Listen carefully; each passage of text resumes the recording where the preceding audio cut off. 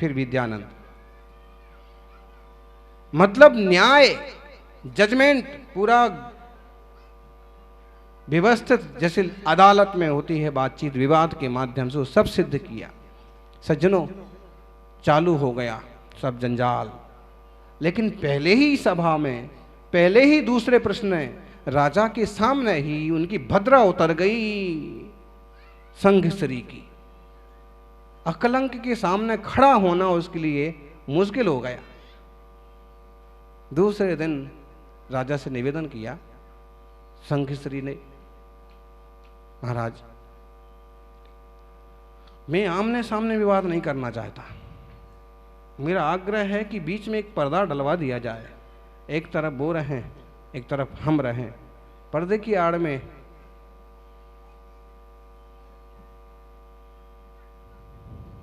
अब सोच लीजिए कि कितना तेज होगा और कितनी पैनी प्रज्ञा होगी कि सामने वाला खड़ा नहीं रह सकता।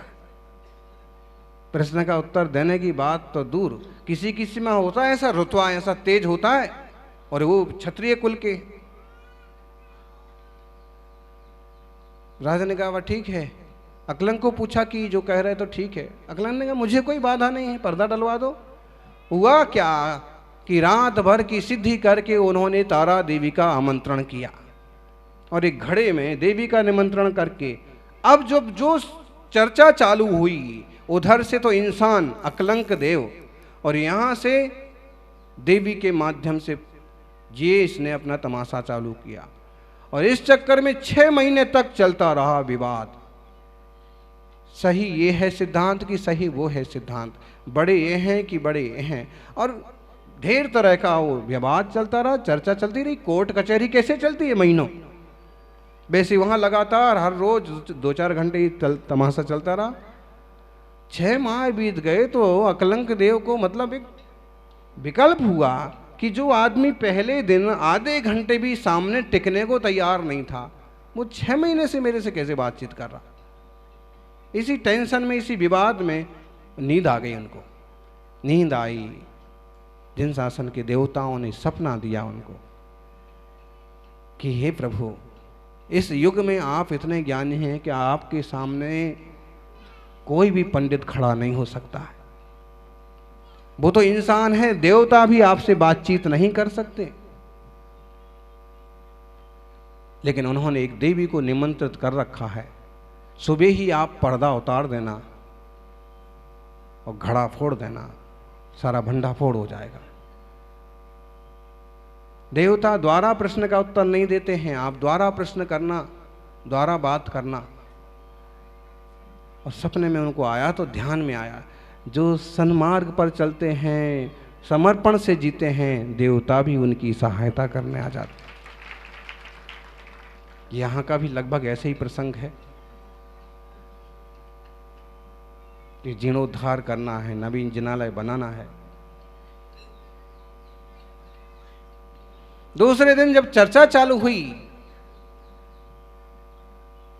अकलंक देव ने कहा कि मुझे जो कुछ कहना था वो मैंने सब कह दिया, और तुम्हें पूछना हो और कुछ कहना हो तो बोलो। तो वहां से देवी की आराधना करने वाले ने फिर कोई प्रश्न पूछा, तो उन्होंने कहा कि मैंने ठीक से सुना नहीं, दोबारा बोलिए। विक्रिया और रिद्धि के माध्यम से वही चीज दोहराना देवताओं के लिए तुरंत जैसे शक्य नहीं होता है, और जिसमें कम शक्ति वाले देवता हों तो और मुश्किल। दोबारा वो बात नहीं दोहराई जा सकी। दोबारा पूछा, फिर पूछा, लेकिन वहां मौन छा गया। उसको तो कुछ आ ही नहीं रहा था।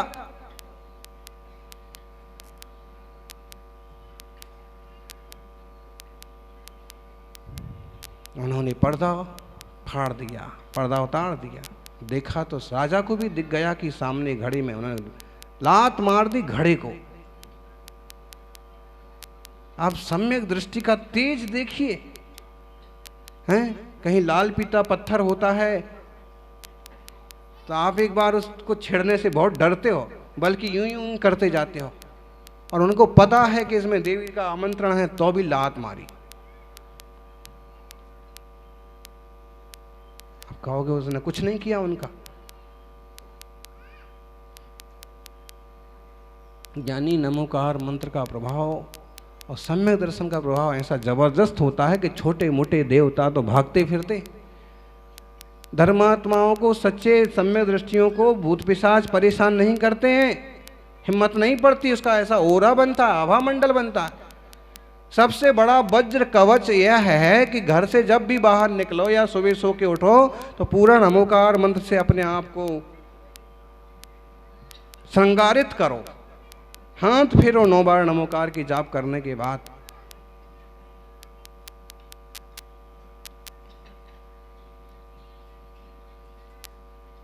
अकलंक स्वामी ने एक स्तोत्र लिखा है, अकलंक स्तोत्र, 16 श्लोक हैं उसमें। आखिरी श्लोक में उन्होंने इस बात का अपना ही हाथ से समर्थन किया है। सा तारा खलु देवता भगवती मन्यापि मन्यामहे षड्मासावधि जाड्य सांख्य भगवत भट्टाकलंक प्रभो वाक्कल्लोल परंपराभिरमते नूनम मनोमज्जनम व्यापारम सहते स्म विस्मितमतिः संताड़िते तस्ततः। षड्मासा सा खलु देवता, तारा देवता, तारा देवी, 6 माह तक उससे उनका वाक कल्लोल, वाद विवाद चलता रहा 6 माह तक। अंत में वो पर्दाफाश किया उन्होंने। ऐसे भी अकलंक स्वामी जयवंत हों। कुछ नहीं सूझा, राजा ने भी घोषणा कर दी, देवी भाग गई, वो पराजित हो गए, हाथ जोड़ के शिष्य बनना पड़ा और वीतराग जिन शासन का रथ सबसे पहले निकला। अकलंक देव का प्रभाव उसके बाद ऐसा जबरदस्त हुआ कि उनकी इस देश से जड़ें उखड़ गईं। जगह जगह जाते, राज्य राज्य में जाते, इसका एक जगह ऐसा जबरदस्त प्रभाव पड़ा ना, राजा हिमशीतल की सभा में ऐसा जबरदस्त प्रभाव पड़ा कि आजू बाजू के सारे राजाओं ने सुन लिया ना। कान तो सबके ही थे, गुप्तचर तो सबके रहते हैं, और जहां जाते तो बड़ा सम्मान होता और वाद विवाद करते और उखाड़ फेंकते। लोग कहते हैं कि ये प्रभाव तो ठीक है, ये सब जमाया था, अशोक ने भी जिन धर्म छोड़ करके इसको अपना करके इनको सबको जमाया था, और भी ऐसे ही राजा हुए। राजाओं का क्या है, जिससे प्रभावित हो गए बस उसी की जय जयकार। और वो जमाना ऐसा था कि राजा जो मानने लगा तो प्रजा पर थोप देते थे। फिर भी कुछ ऐसी प्रजा होती थी कि जो सही रास्ता जानती है, डटी रहती थी। और तब से जाना हुआ, क्योंकि एक तरह से उनको यहाँ से भगाना तो भी एक तरह से उनका तो भला ही हो गया थोड़ा सा। तिब्बत में, चीन में, थाईलैंड में, मलेशिया में आज भी ढेरों संख्या में है। अब यहाँ नहीं जमा तो वहाँ जमा लिया, श्रीलंका में। जो भी है, कहने का मतलब यह है कि इतिहास की एक जबरदस्त घटना ऐसी है कि रथ का क्या महत्व होता है, क्यों निकलना चाहिए, प्रभावना क्यों होना चाहिए। अगर इस तरह से आप साइलेंट ही रहेंगे, एकदम चुपचाप ही रहेंगे, तो किसको मालूम है कि अहिंसा क्या चीज है, शाकाहार क्या चीज है, वीतरागता क्या चीज है। महावीर भी कोई हुए हैं, पारसनाथ, आदिनाथ भी कोई हुए हैं। इसलिए युवाओं, बाह्य प्रभावना भी जरूरी है। और इसलिए आज जो सरोद वाले आग्रह कर रहे थे, उनकी भावनाएं अच्छी हैं, कहाँ हैं?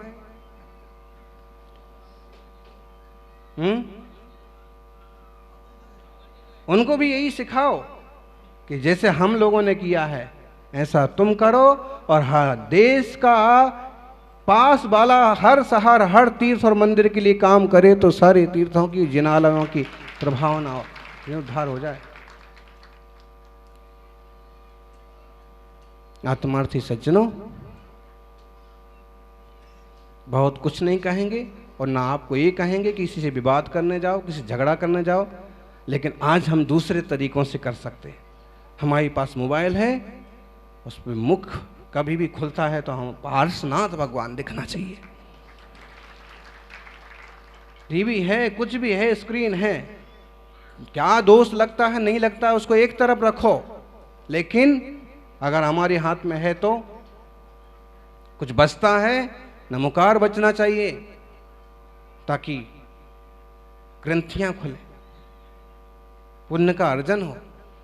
कभी इच्छा होती है गीत बजाओ,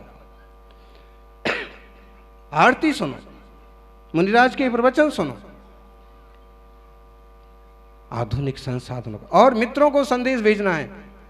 क्षमा वाणी, उत्तम क्षमा की संदेश किस किस ने भेजी बताइए। उत्तम क्षमा लिखना है। कल हमने कहा बताया, मिच्छा में दुक्कड़म और उत्तम क्षमा में काफी समानता भी है और काफी विशेषता भी है। मिच्छा में दुक्कड़म तो एक विस्तीर्ण चीज हो गई और एक प्रतिक्रमण का अंग है कि मिच्छा में दुक्कड़म, लेकिन व्यक्तिगत किसी को बोलना है तो उत्तम क्षमा। आपके प्रति मेरे से कोई अपराध हुआ हो तो उत्तम क्षमा।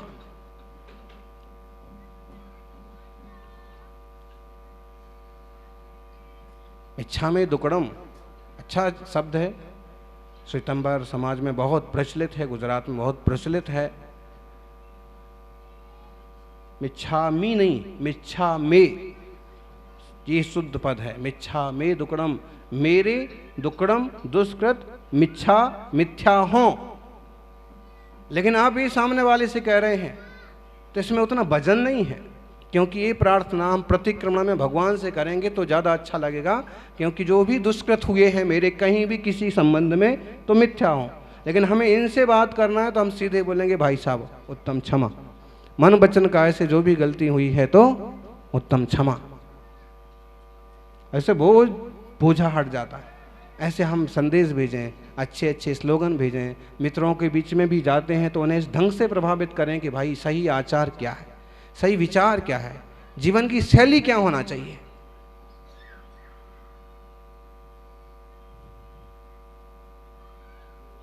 बिल्कुल आप अपने आचार विचार से प्रभावित कर सकते हैं। कुछ इंसान होते हैं ऐसे कि जिन्हें देख करके दूसरे लोग सीखते हैं। बोलिए, कितने सारे युवा आ रहे हैं और कह रहे हैं कि महाराज जी जब से संघ आया है तब से मैंने ये छोड़ दिया है, तब से मैंने वो छोड़ दिया है, तब से मैं जल्दी उठ जाता हूँ, तब से मैं ये करता हूँ। मुनिराज भी तो एक इंसान ही हैं, जो कि वो इतने तपस्वी हैं कि हम उन्हें भगवान की श्रेणी में गिनते हैं, इतने महान हैं। लेकिन तो जब आप उनसे प्रभावित होकर के रोज एक नई सीढ़ी चढ़ने की कोशिश करते हो तो क्या आपके आचार विचार को देख करके किसी के जीवन में कोई फर्क नहीं पड़ेगा? पड़ेगा, जरूर पड़ेगा। सच्चाई और अच्छाई की कीमत दुनिया जानती है, इसलिए सच्चे और अच्छे बने रहिए। किसी को सफाई देने की भी जरूरत नहीं है कि मैं सच्चा और अच्छा हूं, आपके आचार विचार से मालूम पड़ेगा। इसलिए हमें ऐसे अवसरों पर एक प्रतिज्ञा जरूर करना चाहिए कि जीवन में किसी तरह का कोई व्यसन नहीं होगा, जीवन में किसी तरह का कोई बैर नहीं होगा। कोई बातें हो गई टेम्परेरी, ये 2-4 दिन में, और हाथ जोड़ के माफी मांग के सब बराबर। तो ये रथ जिन शासन की प्रभावना अपने आप में बहुत महत्व रखती है और उसके आप नए नए तरीके अपनाओ। और मुझे तो लगता है कि युवाओं को इतनी सारी चीजें आती हैं, देखा जाए तो अभी भी बहुत पीछे है। जैन धर्म पर कोई पिक्चर नहीं है, कोई सीरियल नहीं है, लगभग छोटे मोटे कुछ बने हैं, और जो बने हैं कम से कम वही अपने बच्चों को दिखाइए, नई पीढ़ी को बताइए। कुछ खेलना चाहते हैं तो नई पीढ़ी में से कोई खेल इजाद कीजिए, ऐसे बनाइए। नई खोपड़ी के लोग क्या नहीं कर रहे हैं। अमेरिका इतना विकसित है, लेकिन वो किसके विकास में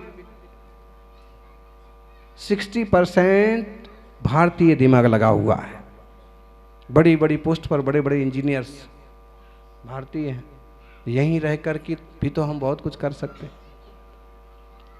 युवाओं और नई पीढ़ी वाले जो भी हैं इस बात पर गौर करें कि हम अकलंक स्वामी के छोटे भाई निकलंक की तरह मरने मारने की तो आज कोई बात रही नहीं, लेकिन हम घंटा आधा घंटा सीधी भक्ति ना सही, हम पूजा अभिषेक में पहुंचे बहुत अच्छी बात, ना पहुंचे तो भी घर बैठे कुछ ऐसी योजना बनाएं कि अपने दोस्तों तक क्या मैसेज भेजना है, इस अवसर पर हमें क्या करना है, प्रभु के निर्वाण कल्याण पर हम क्या करेंगे, गुरुदेव की जयंती या अमुक उपलक्ष्य में क्या करना है।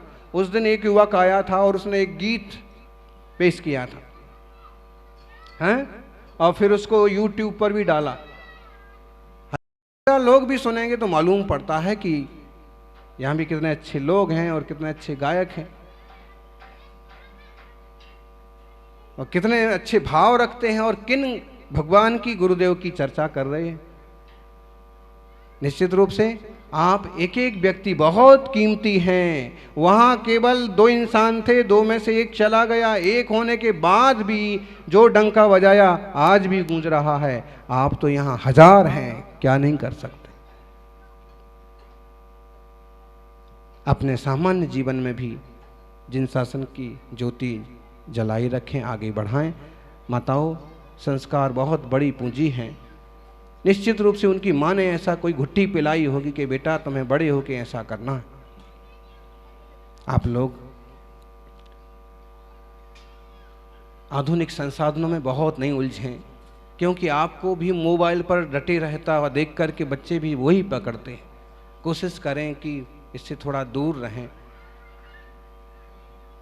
चीन में एक रूल्स बनाया गया है कि बच्चे हफ्ते में 3 घंटे से ज़्यादा मोबाइल यूज नहीं कर सकते हैं गेम्स के नाम पर। सरकार ने कानून बनाया है, बनाना पड़ेंगे, यहाँ भी बनेंगे। आंखें फूट रही हैं, पागल हो रहे हैं, आत्महत्या कर रहे हैं।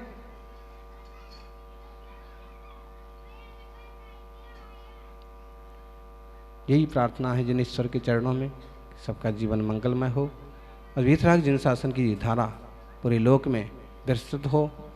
गांधीनगर का प्रसंग अभी बोल रहे थे हसमुख भाई, गुजरात सरकार के 11 मंत्रियों ने और महाविज्ञ का जैन शास्त्रों का विमोचन किया है, अच्छी बातें बोली हैं। वहाँ की जो टीम ने काम किया हो वो भी तो कोई युवा है। एक काम ऐसा किया कि मंत्रियों को भी प्रभावित होना पड़ा। तरह तरह के काम हैं, गौशाला के काम हैं, समाज सेवी संस्थाओं से अपना एक ग्रुप है उसके माध्यम से कुछ करना, करते रहिएगा। लेकिन सबके पीछे अपनी आत्मशुद्धि को नहीं भूलना है। मूलता तो यही है कि हमारा आत्मा भी परमात्मा बने। जय बोलिए 24 तीर्थंकर भगवान की।